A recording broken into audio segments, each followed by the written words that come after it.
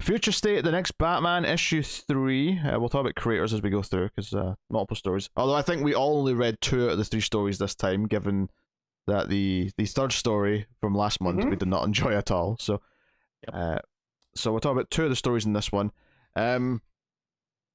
So the main story, of course, continuing the Tim Fox, or is it Jace he wants to be called now? He wants to be called Jace for some reason. Yes. And I'm sure we'll find out. Yeah. Especially more than ever now that we're seeing that some of this stuff is continuing in some way, and we're getting the origin. Many, of course, that we're going to cover. I think. Yeah. I know. I find it kind of interesting the naming of this. Tim obviously is a Robin, and Jace feels like short for Jason, which is also a Robin. Yeah. Yes, and he's kind of a dick. So yeah, I mean, there's. Yeah. He's not really. I was. No. It was the only way I could fit Dick into the whole charade. All right. Kind of a spoiler. It's hard to fit Dick in sometimes. It's terrible. Dang it. I tried to get her in. I couldn't make a Steph pun, so I went with the other. Don't forget she was Robin. Yes.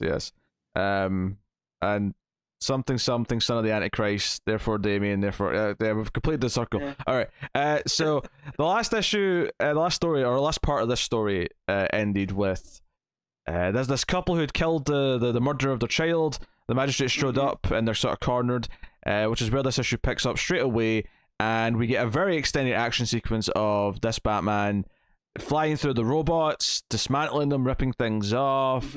Just chaos, throwing electric grenades, I guess we'll call them. It's just letting the art go for it, really. Yeah, it looks pretty good. It's worth noting this is Laura Braga as well on the finishes again. We still have the Darrington breakdowns, but we're not back to Darrington like the first issue. I wonder if the last part will have Darrington back full. I think so. And I hope so. So not that Laura Braga's bad. I actually think it still looks pretty good. It's just the action is really well done, because it's like a third of the book. Yeah, it's just the bar was set too high in the first issue. Yeah. If it had been this the entire time, we'd all be praising it every issue. Yes. True. Because it's a solid comic book art. The big thing though is that the Mustache Man, from the Magistrate. Yeah, Mustache Man, he gets grilled by Magistrate 1, Peacekeeper 1, who is like, wait, why didn't you shoot first? Why did you identify yourselves? What part of shoot on sight are you not following here? And Mustache Man at least is like, well, we should at least identify. I mean, that feels like at least at the very least, before we start shooting people, give them a chance to surrender. And he just grills them for it and tells them to get out there and don't come back to me until you're wearing Batman's cape soaked in blood. Which is, pretty great. This one sets up a bit more of the supporting, because we get Renee Montoya and some of the other detectives, and one detective in particular that Tim ends up calling because he wants to turn the couple in to have a trial, because he's like, they did murder someone, he doesn't want to let them just go away, they're not innocent, but he doesn't want, if the peacekeepers get them, they're just dead, so he wants to try and arrange a proper exchange to the police, so they're going to be taken into custody. After getting their help healing his wounds because he's been shot, he makes them stick a flare against his open wound. That sounds painful. But so metal. The big cliffhanger though is that the husband decides he doesn't want to be taken in and attacks him at the end of the issue and tries to strangle him. So that's kind of where the big cliffhanger comes. He'll never take me alive. Oh man! And his logic is, well, if we kill Batman, they'll maybe give us a pass. Right. And yeah, I understand why he's come to that conclusion. Obviously, I'm not saying he's right, but in the context of this world, where killing capes and whatnot, it seems to be a very, and that's the other scene we get here is Lucius and his wife, and fascinating sort of seeing why Lucius feels the way he does now about people in masks. It's it makes me wonder what happened to Tam, because Tam was working with Batwoman, right? That was her. That was Alfred's niece or whatever. That was Alfred's. Okay. Yeah.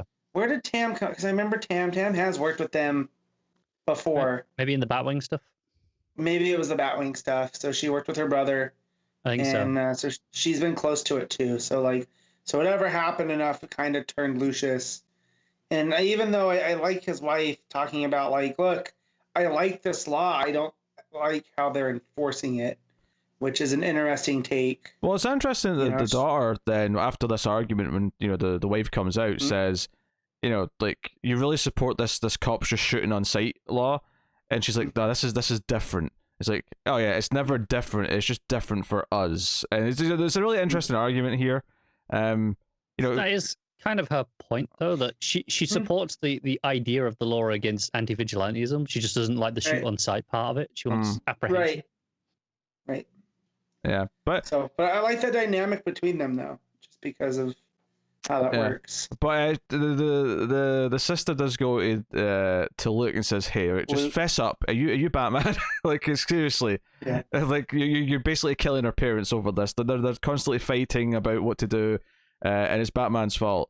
And he's like, "Look, it's not me. I've not been wearing a mask. Cause like, I promise, nothing to do with me." He's like, "Look, I've been there, and whoever it is, they're good people." Yeah, he sticks up for him, which is interesting because we know how he feels about his brother. Right, as he just in the panel before, or whatever he calls himself, he's not helping being around, or being around, he isn't helping at all. Yeah. So out of the two words, they're both sides of his mouth, although unknowingly. So, but I think that's hilarious. That's classic secret identity stuff, though, isn't it? Yeah. Yeah.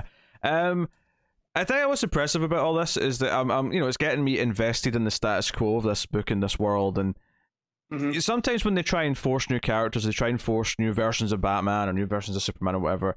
I very quickly just get a distaste for it. This is just proof that if it's actually a well-written story that doesn't kind of betray some of the core elements of what it is, it can work and it can draw you in. You can kind of start to care about this version of things. It's why I'm so interested in Gotham going forward. And so, we know they're setting up the magistrates, this stuff, and Peacekeeper 1, and that's going forward in the main Batman title. We've got this digital first origin story for this Batman, and we've got a future state Gotham book coming that'll still delve into this world. It feels like we're tackling this from a handful of different directions, and we're going to get a complete story by the end. And you have to imagine that there's going to be a story about this Batman in that Gotham book, and at that point, I also think, assuming Dark Detective doesn't end with Bruce being killed properly, that eventually Bruce and this Batman are going to be face to face, and whatever comes of that meeting. So yeah, that's like a whole arc in that book. Tynan also brought up how he's going to use Peacekeeper 1, so it also makes me wonder what's going on with Peacekeeper 1. And who is it? We've been speculating about the identity before this, and I'm wondering now, maybe we won't learn because it's going to be something in the main Bat book, in the next few months. Yeah. Or alternatively, I could totally see it being the cliffhanger at the end of this. Like, at the end of part 4 could be, this is who it is, and that's why you're like, oh, this is why you care about the origin. I'm actually really interested to see how much closure they give these series now, because now we're kind of aware they're going to start tying back in and leading towards this, and they're going to have books set in the future state world still. I wonder how much they feel the need to tie this up neatly, or if they feel like they can just leave it open and we'll get back to that. We'll pick up that cliffhanger later in another book. Yeah, because it felt like such a contained event originally when they announced it, but the closer we get to the end, the more it feels like, no, there's a lot of stuff that's going to be mined from this for at least the next couple of years. Yeah. Well, it kind of feels like Days of Future Past in that way, where Days of Future Past was started off as a piece of a story, and then as other creatives started coming to it, it started to create its own lore within the X-Men stuff. And we know Tynan's a huge X-Men fan, right? So it almost makes you wonder if that's kind of his take with, like, I'll take stuff that was happening in Future State and roll into it, or if it was the reverse. You're suggesting he had the idea. He did, his X-Men, Detective Comics run, and now he's doing his Days of Future Gotham. Is that what you're saying? That's kind of what it feels like, just because, the whole Days of Future Past launched, like, the whole stuff with, like, Bishop and time travel with the X-Men, and what's so interesting is we thought he did Days of Gotham Past in the Future Bats. Yeah, that story that we with had. Tim. That was a test. This is the real deal. This is the big. Yeah, but Matt, you make. Yeah, it's just funny that we thought we'd done it. We thought he'd got it out of his system, and then he's like, "No, I can do better than that." Yeah, but with the Days of Future, that was mainly just a fun play on words. With this, though, this feels like that dystopic future that, we can prevent, right? We're going to give you a piece of it and show you how bad it gets, and then I'll show you how it unfolds and when it can be undone, because I feel like that's where he's going to go. It's interesting because the Gotham stuff of Future State feels like a genuine, inevitable conclusion of where we're going to get to with Gotham comics in the next few years.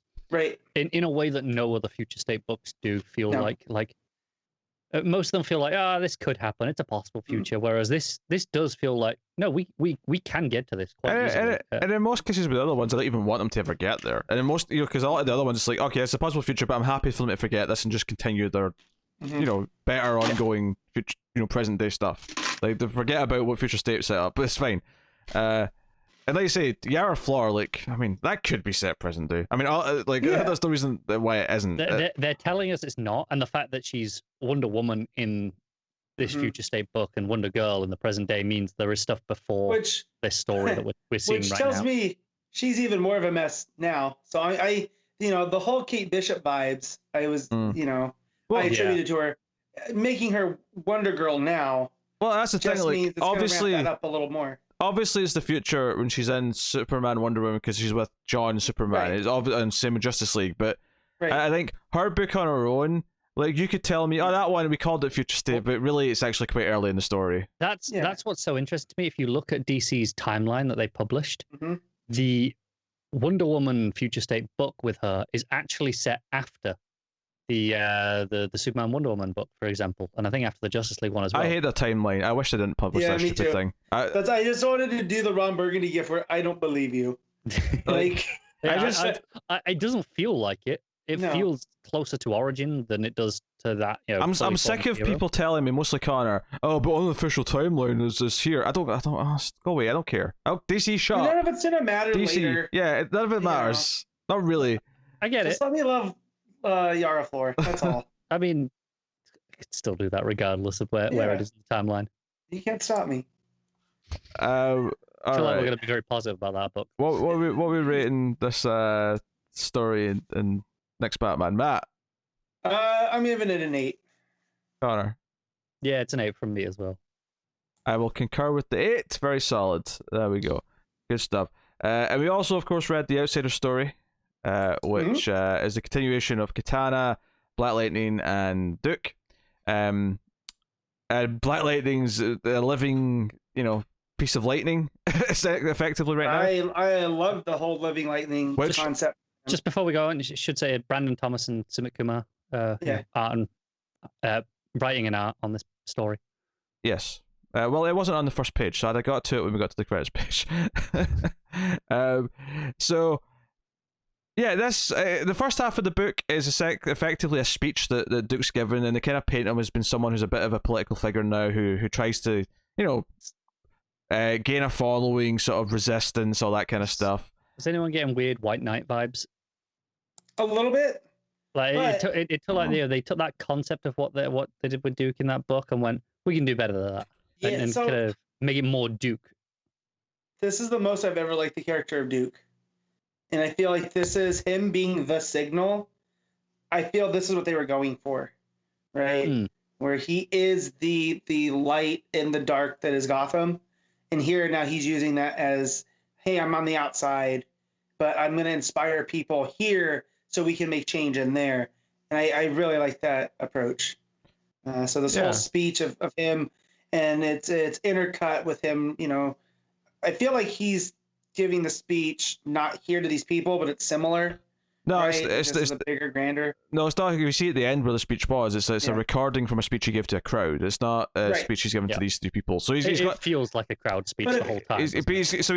He's got these three people in a safe house. We know from the last issue that one of them is actually a double agent, right, for the magistrate. So it's building up to that. It's cutting between that and Katana and Black Lightning, and she's asking, what happened to you? And he kind of just sort of dodges the question, which tells me that backup that's coming in whatever one of the Bat books it's I think it's just part of the anthology. Oh, the anthology, whatever one it is. I've got a feeling that may be tapping into some of this shit. I think they mentioned he was like it was a curse of some sort, right? He mentions his magic, but he doesn't really go into it. He very much sidesteps a lot of the actual specifics. Yeah. But most notably, he actually, with his powers now, reassembles her sword, as well as her new sword, and infuses... Basically, in fact, not even just does that, but kind of becomes the swords. He becomes her two lightning swords, one of which was the one with the dead husband, and one's the new one. So she ends up with these two lightning swords. Getting real Lord of the Rings vibes from the reforged sword thing here. So Duke sets up people in the safe house. He runs off, but he's smart enough to know, and something's a bit fishy about how easy the bridge thing was last issue, that he's put trackers on them. Immediately the guy who is the culprit comes after him, and he's got augmentation, sort of cyberpunk style. He's got like, a robotic eye, metal on his legs, and and he's talking about how once he turns him in, he can do more, which again gives it do more augmentations, which gives it more of that cyberpunk vibe that we've been getting. Yeah, he's straight up Dark Detective. He's straight up a Deus Ex Machina kind of character. Yeah. I just said Deus Ex. I meant Deus Ex, like Human Revolution and Mankind Divided. Right. But the video games, in case everyone doesn't know what I'm talking about. But yeah, so basically, Duke's on the run from this guy, or chasing down this guy, because he doesn't want this guy to get back and actually give the information that he's collected. He calls in Katana. Katana brings Jefferson, of course, and her swords. And one of the things we loved the most about that last part of this was the action. And when it gets to the bridge and it's the bike chases, Katana's on one bike, Duke's on the other. They're chasing down this guy who's running quite fast because, again, he's got augmented, cyborg legs. And then Caliber shows up in like a tank. Well, maybe more of a SUV. But with guns. Yeah, but it's like a tank. Yeah. So you're forgiven for that. It's a heavily modified vehicle. Yes. Yeah. So it's just all this, and you got Katana running with her big electric sword, and there's a great full page spread where she slices down the vehicle. And what I love about this, the detail on this page, because obviously the motion and the layouts of all of this is fantastic. It flows so well like last issue did, but my favorite thing about this is that if you look at the vehicle that's been split in half behind her, that she just went through with her sword, you can see the guy in the driver's side and the passenger side both falling out into the middle, where there's now just a gaping hole. It's a nice touch. You can see I think there's three people that you can see falling. Like one's grabbing onto one side, one's on the left, and one's above her. Yeah, the one above, I think he was like up on the gun or something up top. Yeah, and he's flying in the air. So Caliber actually gets the hold of the lightning sword, and he's about to break it. He's about to snap it again, but Jefferson just sort of goes supernova and fries him. He's having none of it as best he can. So we get this big gorgeous page of the silhouette of him stabbing Caliber, and the blue lightning. Everything's there. I think what I like about this as well is there's some interaction between Jefferson and Duke, where he feels like a proud dad. Like when he hears about him doing his speeches and he's become a bit of a leader, he's like, oh, good for him. And the book actually ends with him going off with Duke with the new sword. Katana keeps the old one, and we hear the end of the speech as Duke walks up to the city border. All the magistrate soldiers are like, oh, look who it is, coming in closer and we'll shoot. And the final page is this full page spread of Jefferson kind of coming out of the sword and standing next to him. And Duke's just like, shoot then.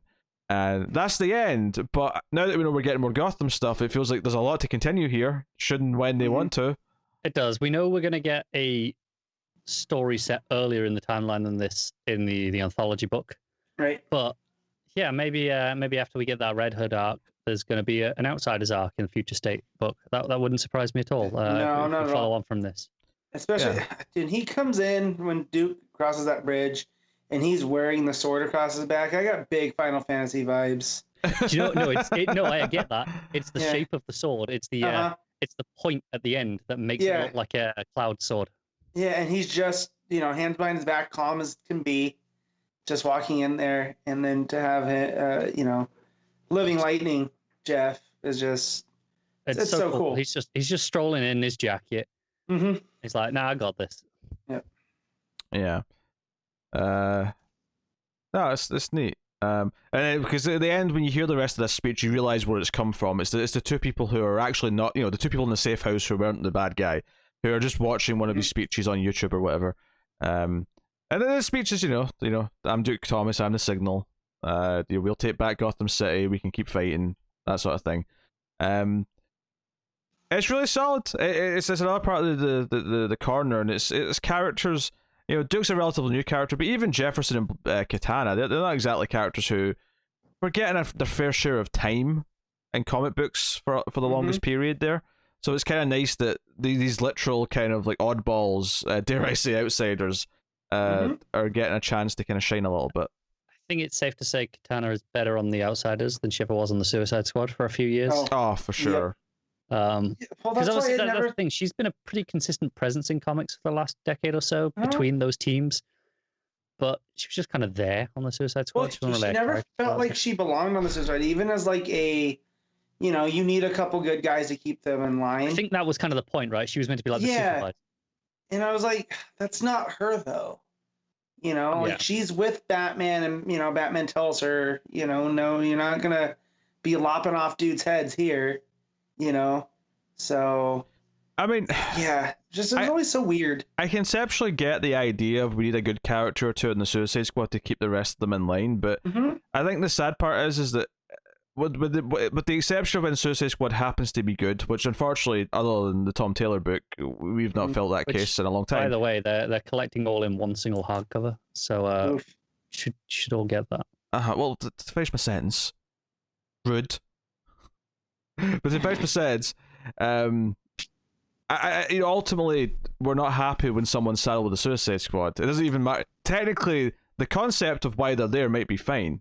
But ultimately, they're saddled with the Suicide Squad team, so it just means I'm not going to get to read them for a couple of years, if not many years. So, you know, nice. Pretty much, yeah.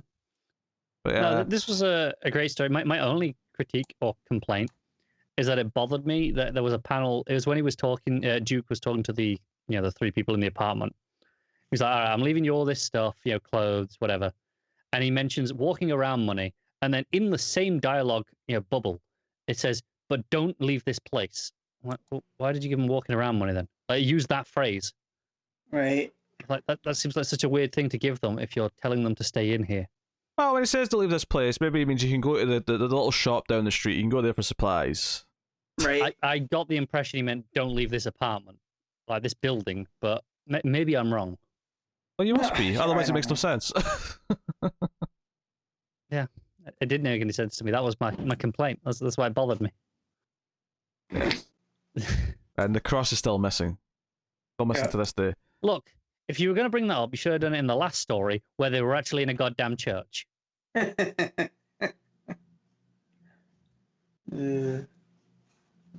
right, Matt, what would you like to rate this story? I'm going to give this one 8.5. It's thoroughly enjoyable, and I just love the Outsiders. Higher than the main one. That's interesting. Connor? Lining up exactly with Matt on both stories, apparently. I don't like this. Also at 8.5. It won't last, don't worry. I'll probably go just with straight 8 again, I think, for me on this one. But really good stuff. So we can't really rate the book as a whole, per se. Although when we're ranking at the end, we still kind of have to consider it as is. We'll give it still a number. We did in all the other books, but we didn't read everything. I mean, I guess. But what other books did I not read everything in? Well, maybe you didn't, but me and Matt often didn't read all the stories, and we still gave it numbers. Yeah, I remember we averaged it out of the two. Sure, okay. Well, fine. I mean... So I'll just give this one an 8. All right, there you go. Connor. Yeah, see? Also giving it an 8. I will also give... I mean, I gave both stories an 8. Why wouldn't I give the whole thing an 8? I mean... Connor's like, actually, it's a 6. Yeah, I mean, look, that last story was so bad. Even though I didn't read it, I have to drag it down multiple points. I thumbed through it and went, this is not for me. I literally didn't even do that.